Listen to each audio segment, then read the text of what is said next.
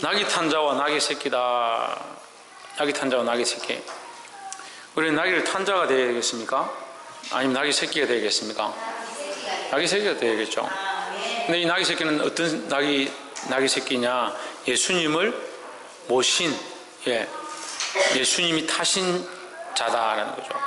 우리는 예수님을 깔고 뭉개고 있는 게 아니고 예수님을 모시고 살아가는 자가 되어야 한다는 거예요. 할렐루야. 밑에 문을 좀 닫으십시오. 11장 1절의 본문 한번 봅시다. 저희가 예루살렘에 가까이 와서 감람산 벳바게와 베다니에 이르렀을 때 예수께서 제자 중 둘을 보내시며 2절에 이르시되 너희 맞은편 마을로 가라. 그리로 들어가면 곧 아직 아무 사람도 타보지 않은 나귀 새끼에 매어 있는 것을 보리니 풀어 끌고 오너라 했습니다. 예수님께서 나귀 새끼를 데려오라 했습니다. 타지 않은 나귀 새끼.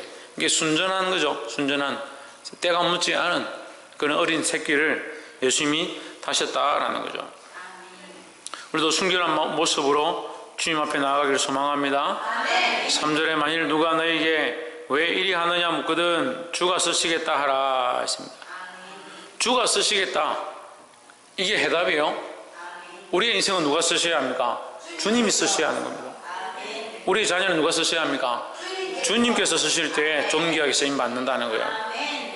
할렐루야.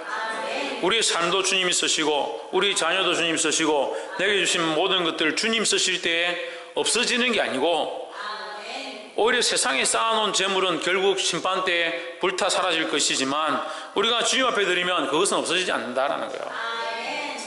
그래서 주님이 쓰시는 자가 되어야 한다는 겁니다. 옆에서 한번 보시죠. 주님께서 쓰시는 분이 되십시오. 할렐루야. 4절에 제자들이 가서 본즉 나귀 새끼가 문 앞 거리에 매어 있는지라 그것을 푸니 5절에 거기 섰는 사람 중 어떤 이들이 이르되 나귀 새끼를 풀어 무엇하려느냐. 6절 제자들이 예수의 이르신 대로 말한데 이에 허락하는지라 하십니다. 예수님이 이르신 대로 말했다. 예수님 뭐라고 하셨는데요? 주가 쓰시겠다. 주께서 쓰시겠다 했다는 거예요. 우리는 복음을 전할 때 주님이 쓰시는 대로 쓰임을 받고 또한 그들에게 뭘 가르치느냐, 복음을 전해서 뭘 가르치느냐, 주님이 쓰시도록 가르쳐야 되는 거예요. 교회는 주님이 쓰시는 것이지 목사가 쓰는 것도 아니고 교회의 조직이 쓰는 것도 아니에요. 교회는 주님이 쓰셔야 되는 거예요. 예수 없는 교회가 무슨 교회입니까? 예수 없는 성도가 무슨 성도입니까? 예수 없는 집사가 무슨 집사고, 예수 없는 세례받은 자가 무슨 세례받은 자고, 예수 없는 군사가 무슨 군사입니까? 예수가 있어요. 예수가. 예수님이 쓰셔야 돼요. 주님이 쓰시는 자가 되어야 된다는 거예요. 특별히 주님이 쓰시는 교회가 되어져야 된다는 거예요. 할렐루야.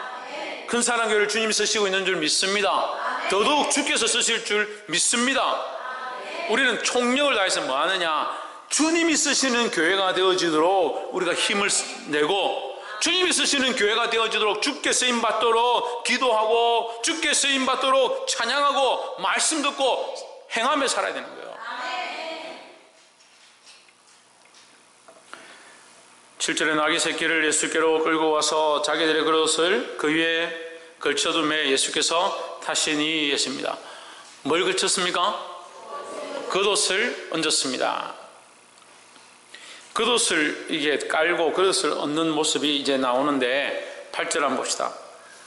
많은 사람들은 자기 겉옷과 다른 이들은 밭에서 벤 나무 가지를 길에 펴며 했습니다. 이 종려나무 가지입니다. 종려나무 가지를 흔들고 겉옷을 길에 깔고 나귀 새끼 위에 얹었다. 이것은 이제 성전하고 돌아오는 왕을 맞을 때 승리하고 돌아오는 적군을 쳐부수고 돌아오는 왕을 맞을 때 백성들이 즐거워서 그들이 입고 있는 겉옷을 벗어서 길에 깔고 종려가지를 흔들면서 왕의 승리를 기뻐하고 맞이하는 모습을 얘기하는 거예요. 그럼 예수님은 지금 무엇을 임하는 거예요? 이 사람들이 볼 때 왕으로 임하고 있는 모습을 표현하고 있는 거예요. 그런데 여기 주목해야 될 단어가 겉옷입니다. 겉옷. 11장 1절부터 18절까지 중요한 단어가 나오는데 이 겉옷입니다. 겉옷을 깔 게 아니고 뭘 깔아야 되냐? 뭘 깔아야 되겠습니까? 속옷을 깔아야 됩니까? 마음을 깔아야지. 마음을. 네, 마음을 내려놓아야 되는 거예요. 누가 쓰시도록? 주께서 쓰시도록. 예수님이 언제 겉옷 달라 했습니까? 겉옷을 달라 하는 것은 로마인들이 요청하는 겁니다.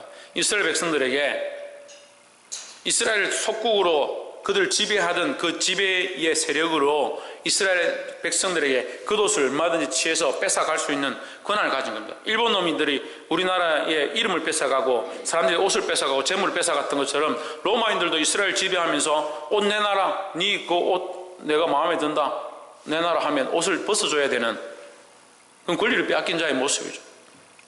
이 겉옷을 벗어주는 것이, 이것은 압제되는 자의 모습 앞에 벗어주는 것이고, 우리는 예수님께 이 겉옷을 포로되었기 때문에, 압제되었기 때문에 벗어주는 게 아니라 우리의 마음과 심령을 주님 앞에 드려야 되는 거예요. 누가 쓰시도록? 주께서 쓰시도록. 근데 뭘 하고 있느냐? 교회는 다니는데, 예수는 믿는다 하는데, 집사는 집사인데 뭐하냐? 겉옷만 벗어놨다. 겉옷만. 마음으로 주님과 살지 않는다. 내 인생으로 주께 드린 바 되지 못했다. 항상 뭐만 있느냐? 겉옷만 벗어서 주일날 올 때 겉옷만 걸치고 겉옷만 내려놓고 좀 해야지 하고 하다가 나가면 또 다시 겉옷 더 입고 세상에 가서 자기 살고 싶은 데 삽니다. 그 겉옷 누가 벗으라 했냐고. 누가 그 예수님 앞에 깔으라고 했냐고. 예수님이 시킨 거 아니에요. 이 사람들이 그냥 한 거예요. 그 사람들이. 그들에게 당장 로마인들을 다 물리치고 이스라엘에게 해방을 주고 승리를 줄까 싶어서 그 옷을 벗어서 승리하신 예수님이다 이렇게 하면서 종려가지를 흔들고 왕이여 오소서, 호산나 다윗의 자손이여. 9절에 앞에서 가고 뒤에서 따르는 자들이 소리 지르되 호산나 찬송하리로다 주의 이름으로 오시는 이여. 이 시편 118편 26절 말씀을 이들이 찬송하는 거예요. 주여 구원하소서, 지금 구원하소서. 지금 우리가 압제되고 포로되고 괴로우니 주여 우리를 지금 구원하여 주소서. 이 말이 호산나예요. 주는 구원자이십니다. 우리를 구원하여 주소서. 이게 호산나라고요. 10절에 찬송하리로다 오는 우리 조상 다윗의 나라여 가장 높은 곳에서 호산나 하더라 했습니다. 이게 뭐냐면요, 이게 단어적으로 보면 그냥 다윗의 자손이, 다윗의 나라여 이렇게 하는데, 우리나라로 치면 대한독립 만세요. 지금 일본 분들이 이렇게 있는데, 우리 유관순 누나가 나이 저보다 한참 많지만 어쨌든 누나가 가가지고 대한독립 만세 이렇게 하는 거예요. 그럼 어떻게 했습니까? 지금 반항하는 거죠. 이 백성들에게는 다윗의 나라, 가장 부강했던 그 왕국의 시대처럼 다시 이 나라가 회복되기 원한다, 이 나라가 독립하기 원한다라는 생각들을 지금 외치고 있는 거죠. 지금 여러분 똑같은 호산나를 부르고 똑같은 할렐루야를 하고 똑같이 아멘을 해도 생각이 무슨 생각을 하고 있느냐?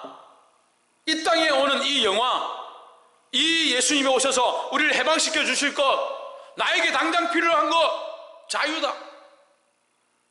자격이 필요한 걸 지금 찾고 있는 거예요.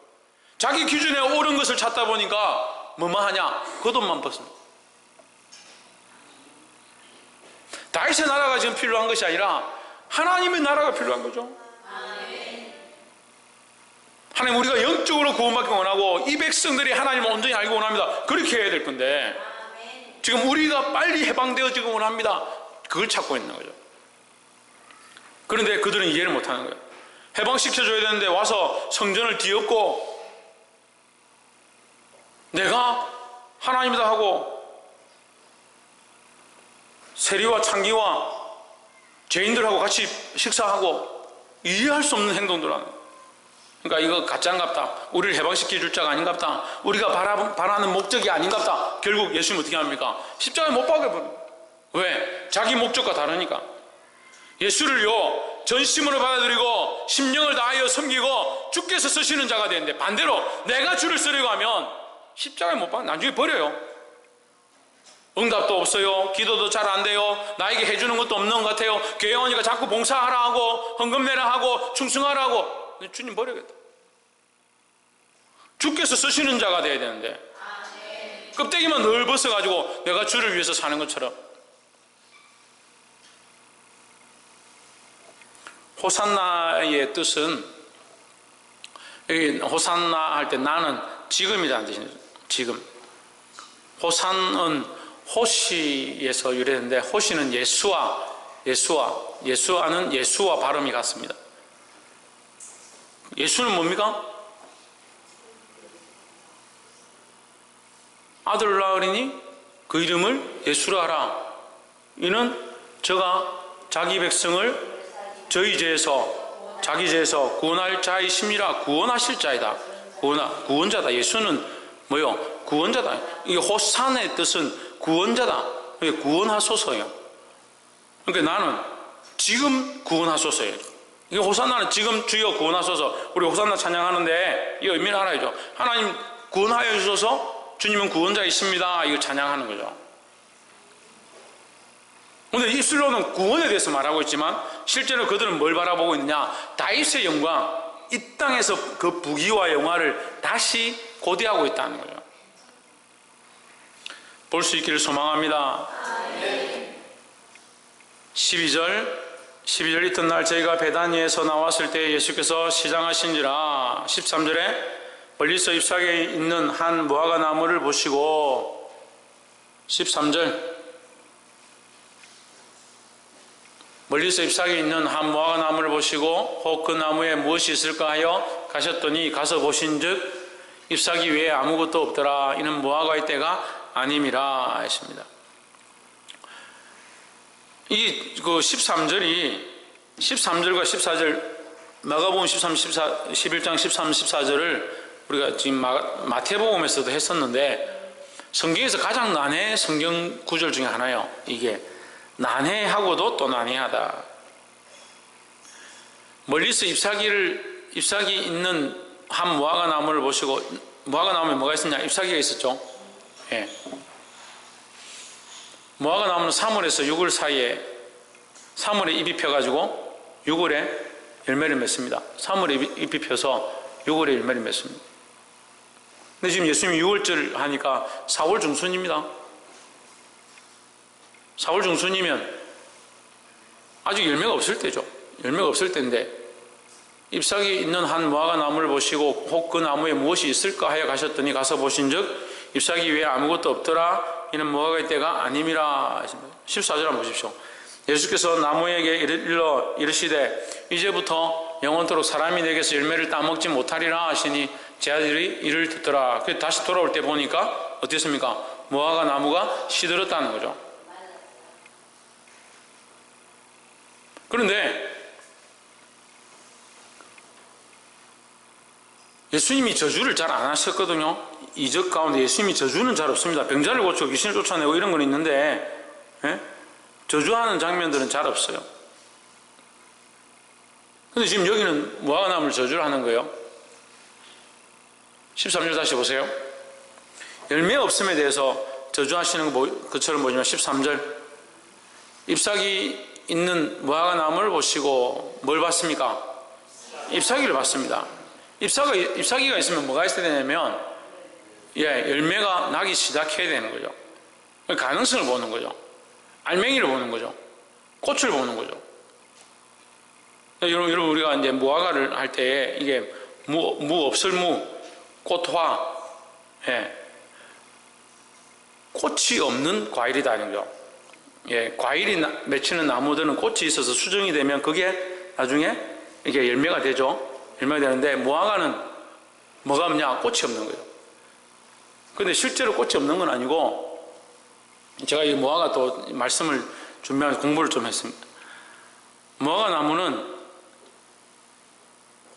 신기한 게 암나무 순나무가 있는 거예요. 그래서 따로 있습니다. 따로 하나의 꽃에, 하나의 나무에 같이 있는 게 아니라 암수가 같이 있는 게 아니고, 보통 꽃은 암수가 같이 있죠. 그래 벌이 와서 뭐 한다든지 나비가 앉으면 이게 흔들려서 또는 묻어서 수정이 되죠. 근데 무화과는 따로 있어요. 나무가 따로 있는데, 무화과 이게 우리가 보면 이제 약간 주먹처럼 생겼죠. 근데 꼬리가 있습니다. 꼬리가 구멍이에요. 구멍. 이게 벌어져 있습니다. 근데 무화과에만 사는 벌이 있는데 이 벌이 날아와서 수정할 때쯤 되면 이 구멍으로 들어가는 거예요. 무화과 나무 안에, 무화과 그 열매 안에 들어가서 이 구멍을 닫는 겁니다. 벌이 들어가면 문이 닫히는 거예요. 문이 닫히는데 그 안에다가 이 벌이 알을 낳고 나오면서 이게 무화과 나무에 들어간 이 벌은 반드시 순나무 무화과를 찾아가는 거예요. 순나무 무화과를 찾아가서 그 안에 들어갔다가 나오는데 그렇게 되면 이제 이 나무가 수정이 되는 거예요. 근데 우리가 먹고 있는 무화과가 꽃이 없는 게 아니라 그 열매 자체가 원래는 꽃이다라는 거죠. 예, 꽃이었다는 거죠. 그러면 이게 3월에서 6월 사이에 4월 중순이면 이 꽃이 올라와 있어야 되는 거죠. 송이가 올라와 있어야 되는 거죠. 근데 지금 여기 보시면 잎사귀 외에 아무것도 없더라. 아무것도 없더라. 그러니까 가능성이 없는 거죠. 가능성이. 이 이스라엘 백성들에게 가능성이 없는 거예요. 뭐만 보느냐? 예수님이 당장 이 재력을 회복해주고 경제력을 회복해주고 이 나라를 회복해줄 그걸 바라보고 있는데 예수님이 그걸 안 하신다. 예수님이 왜 이렇게 하느냐? 예수님은 가능성이 없네. 예수님을 버리기 시작하는 거예요. 그래서 결국 예수님을 십자가에 못 박아버리죠. 반대로 그들이 예수님을 버림으로 예수님 보시기에 그들은 입만 무성하고 겉옷만 벗어놓고 호산나라고 외치는 입무성한 크다란 무화과 나무처럼 보이지만 그들 속에 뭐가 없다? 열매가 없다는 거예요. 생명의 가능성, 그 씨앗, 작고 힘없고 희미하지만 주를 위해 믿음으로 살고자 하는 그 근본이 없는 게 문제인 거죠. 여러분, 언제까지 겉옷만 벗어가지고 주님 앞에 오는 예배자들이 되겠습니까? 겉보기는 화려하고 큰 나무처럼 잎사귀는 많고 재력은 있고 열심히 하는 것처럼 보이는데 그 마음을 하나님 앞에 드려주지 못하니까 누가 쓰시지 못하냐? 주께서 쓰실 수 없는 그런 것이 되어버린다는 거예요. 14절에 영원토록 사람이 내게서 열매를 따먹지 못하리라. 열매를 따먹지 못하니까 뭐합니까? 결국 소용이 없어진다. 그 가치가 없다는 거죠. 여러분, 이 말씀이요, 우리에게 중요한 것은 따먹지 못하리라, 열매를 따먹지 못하리라. 이 무화과는 이스라엘의 대표적인 나무다. 무화과를 이스라엘 나라로 상징하는 거예요. 그럼 이스라엘 나라, 그 무화과를 저주한 것은 결국 이스라엘을 저주하신 것과 같다는 거죠. 예수님이 이스라엘 저주했다면 말이 이상하지만 그 속이 바뀌지 아니하고 하나님 앞에 무릎 꿇지 않는 이 이스라엘이 결국 지금 버림을 받은 거예요. 그들이 회개하고 돌아올 때까지 하나님 앞에서 지금 버림을 받은 상태라는 거예요.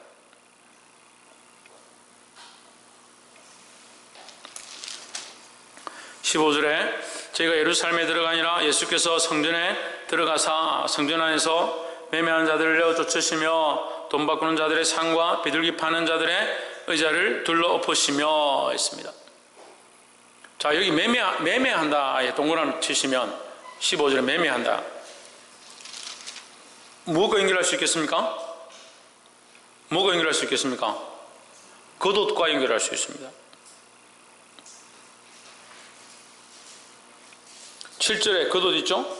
7절과 8절에 겉옷이 있습니다. 또 뭐가 연결할 수 있습니까? 예, 잎사귀와 연결할 수 있죠. 무화과 나무 잎사귀와 연결할 수 있죠. 그러니까 겉옷, 껍데기만 있는 거, 잎사귀, 열매 없는 겉모습만 있는 거. 결국 지금 성전에서 뭐 합니까? 전심을 다해 하나님 찬양하고 하나님을 예배하고 하나님 앞에 기도해야 될 자들이 뭐 합니까? 매매하고 있는 겁니다. 껍데기만 가지고 겉모습만 살아있고 형식은 있으니까 뭘 해야 됩니까? 교회는 가야 되죠. 가서 뭐 해야 됩니까? 제사는 드려야 되죠. 그런데 준비는 하기 싫고 전심으로 하기 싫으니까 성전 가서 뭐 합니까? 거기 있는 거 사가지고 문 앞에 들어가다가 양 그걸 뭐 때깔 좋네. 그거 얼마입니까? 그거 내 하나 주십시오. 그거 내 제사 드리게. 그거 비둘기 그거 방구 그거 괜찮아 보이네. 그거 하나 주세요. 아이고 이거 좀 비싼데 옆에 그 다리 좀 저는 그거 그거는 좀 싸네. 그거 50% 좀 깎아 주세요. 그거 들고 가서 하나님 앞에. 오늘날 우리 예배가 그렇게 돼가는 거예요. 겉모습만 있고요. 사람들한테 보이려고 하고요. 눈도장만 찍으려고 하고요. 내 심령이 하나님 만나야 되는 거예요. 우리가 마음을 드려야 되죠. 마음을. 너희 겉옷을 찢지 말고 마음을 찢으라고 했는데, 하나님 원하신 것은 상한 심령이라고 하는데,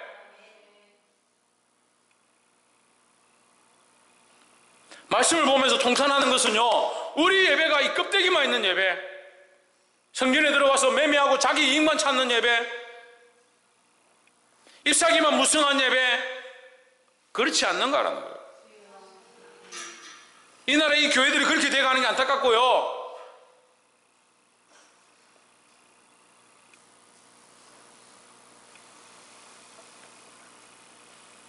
정신을 차리고 경성해야 되는데 정신을 차리지 않는 것도 안타깝습니다. 볼 수 있기를 주의 이름으로 축복합니다.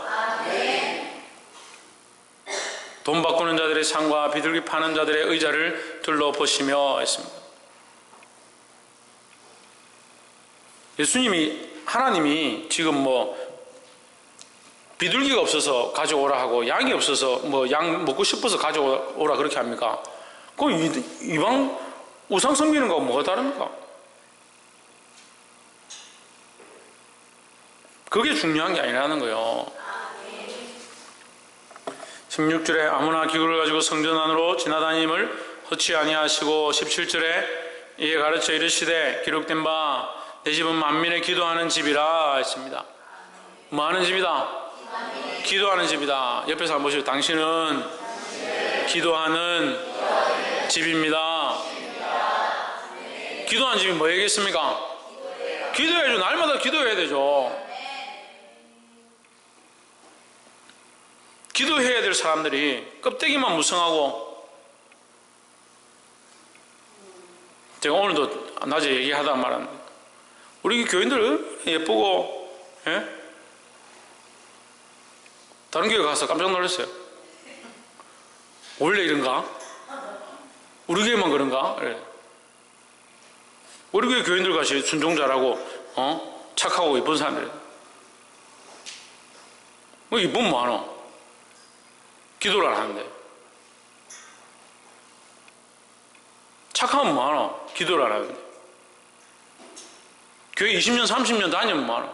기도를 안 하는데. 우리는 만민이 기도하는 집, 하나님 앞에 기도하는 자로 세워져야 된다는 거예요. 교회도 마찬가지입니다. 기도하는 장소가 돼요. 기도하는 장소가. 여기 교제도 있어야 되고, 물론 사랑도 있고 나눔도 있고 화목도 있고 다른 거 다 있어야 되지만, 특별히 없어서는 안 될 게 뭐냐? 기도하는 거예요. 그런데 많은 사람들이 뭘 만드냐? 강도의 소굴을 만든다. 강도의 소굴이 뭡니까? 강도가 뭐 어떻게 합니까?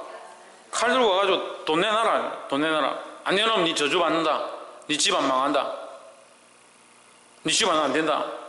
그 오늘날 교회가 그렇게 하는 거예요. 지금 저래도 똑같아요. 천주교도 똑같고.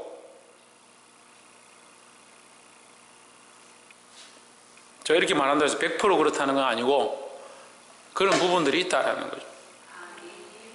강도의 소굴을 만들었다. 우리는 뭐 하는 소굴이 되어야 됩니까? 예, 기도하는 소굴인데 강도의 소굴 반대가 뭐예요? 강도 반대가 뭐겠습니까? 예? 강도는 죽이고 빼앗는 거고, 우리는 의원이 되고 생명 살리는 곳이 되어야 되는 거예요. 교회는요, 생명 살리는 곳이 되어야 되는 겁니다. 그래서 교회를 뭐라 합니까? 구원의 방주라 하는 겁니다. 세상에 빠져 죽어가는 자들, 세상 가운데 미혹되어 죽어가는 자들, 육신의 능력과 안목의 능력과 이 세계 사랑에 빠져서 세상에 방황하고 있는 영혼들을 불러들여서 하나님 나라의 구원을 볼 수 있고 생명을 얻을 수 있는 구원의 소굴이 되어야 되는 거예요. 할렐루야. 18절에 대제사장들과 서기관들이 듣고 예수를 어떻게 멸할까 하고 꾀하니 이는 무리가 다 그의 교훈을 기이 여김으로 그를 두려워함이러라 했습니다. 18절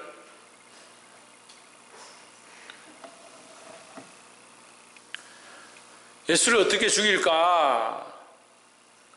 자, 보십시오. 그 교훈은 놀랍고 두렵다. 교훈이 놀랍고 두려우면 어떻게 됩니까? 그걸 따라가고 순종하고 우리가 어떻게 해야 되냐? 우리가 뭘 바꿔야 되냐? 초대교회 부흥할 때 어떤 역사를 해놨습니까? 형제여, 우리가 어찌할꼬? 우리가 어떻게 해야 구원을 얻을까? 어떻게 하면 구원을 얻을 수 있겠느냐? 이렇게 할 때에 초대교회 부흥이 일어난 거예요. 근데 지금 어떻게 합니까? 놀랍고 두려운데 어쩌면 죽일까? 어떻게 죽일까? 그러니까 뭐가 없는 가능성이 없는 거예요. 어떻게 죽일까 하는 이 모습이 뭐냐? 그 모습은 종교의 지도자들이고 그 모습은 하나님 믿는 것처럼 하고 있지만 결국은 뭐 하고 있냐? 강도의 소굴의 행위를 하고 있는 거예요. 우리도 얼마든지 그렇게 될 수 얼마든지 그렇게 될 수 있어요. 껍데기만 가지고 있고 겉모습만 가지고 있고 겉옷만 벗어서 주님 앞에 충성하는 것처럼 하고 입만 무성하고 이 땅의 구원들을 바라보면 결국 뭐가 없습니까? 하나님 나라의 소망이 없는 거예요. 우리는 참 생명, 참 복음을 전할 자들이 되어야 될 줄 믿습니다. 말씀을 맺겠습니다. 오늘 말씀에 보면 낙이 탄 자와 낙이 새끼라 했습니다. 예수님은 낙이 타신 분이다. 구원자네, 구원자. 우리는 그 예수님을 모시고 살아가는 자들이다 하는 거예요. 겉옷을 벗어서 예수님 앞에 드렸지만 실제 그들의 삶과 전심으로 예수를 믿지 않음으로 말미암아 망해버린 이 이스라엘의 모습을 교훈 삼아야 되는 거예요. 놀랍고 두려워야 돼요. 그 교훈을 놀랍고 두려워해야 된다는 거예요. 우리도 겉옷만 벗고 이 땅의 구원 다윗의 왕국을 회복해달라고 하다가 입만 무성한 무화과나무로 저주받는 꼴 당하지 말고 전심을 다해 주를 섬기고 약한 세대 가운데 이길 수 있는 저와 여러분 되기를 주의 이름으로 축복합니다. 기도하겠습니다.